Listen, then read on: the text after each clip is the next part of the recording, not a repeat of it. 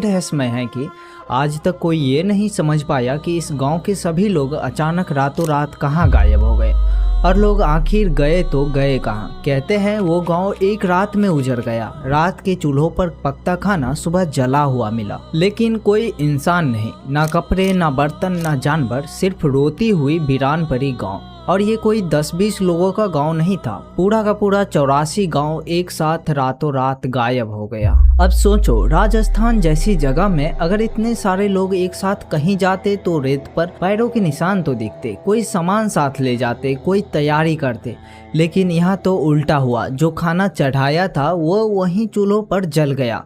दरवाजे वैसे के वैसे ही खुले थे, बस लोग मानो जैसे धूल बनकर उड़ गए हो। आज वही गांव वीरान पड़ा है, वहाँ कोई रुकता नहीं है, और जो रुकने की कोशिश करता है उसे मिलती है सिर्फ एक सजा, वो सजा है मौत।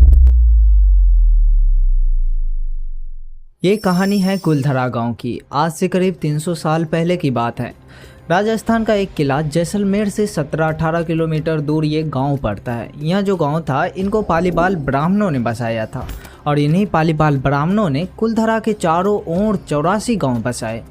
पालीबाल ब्राह्मण जो थे वे अपने नाम के पीछे पाली इसलिए लगाते थे कि राजस्थान में एक जिला पड़ता है पाली नाम से, वे लोग इसी जिले के मूल निवासी थे, इसीलिए वे सब अपने नाम के पीछे पाली लगाते थे।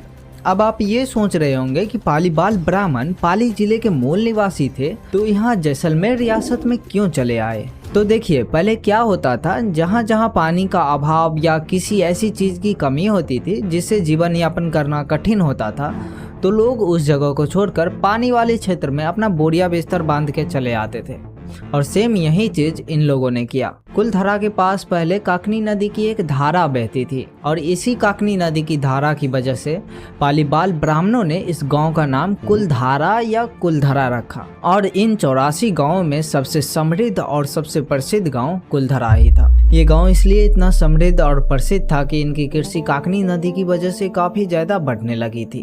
अनाज रखने के लिए कोठियां कम पड़ने लगी, और तभी से इनके ऊपर 4 लाइन की यह पंक्ति कही जाने लगी। ठर्रे वाला ठाकरा, हालो नी खाडाल, गेहूं नीपजे काठिया, ओठा मिले उधार। फसल इतनी होती थी, गेहूं इतना होता था कि रखने के लिए कोठियां कम पड़ जाती थी, दूसरों से उधार मांग के लानी पड़ती थी। इससे पता चलता है कि पालीबाल ब्राह्मण काफी मेहनती और व्यापार करने में भी सक्षम थे।